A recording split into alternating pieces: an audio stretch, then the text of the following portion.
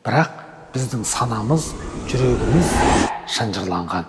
Екі қолы шынжырланған. Өз бас еркі өзінде жоқ. Біреудің құлы болған ерте замандағы адамды көз алдыңызға елестетіп көріңізші. Қазір біз тәуелсіз заманда өмір сүреміз. Екі қолымыз бос, ешкімнің құлы емеспіз. Бірақ біздің санамыз, жүрегіміз шынжырланған, байланған. Не нәрсеге тәуелді?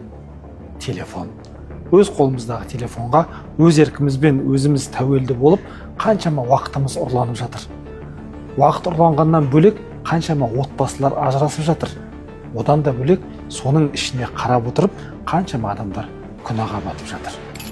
Ендеше шынжырды үзіп кету мүмкін болмағанмен, бұл телефонға қатысты өзіміздің уақытымызды өзіміз басқара аламыз ғой. Телефонға тәуелді болып, өзіміздің өмірімізді телефонның ішінде өткізбей, телефонның сыртындағы өмірімізге мән берейік. Өз тағдырымыз өз қолымызда.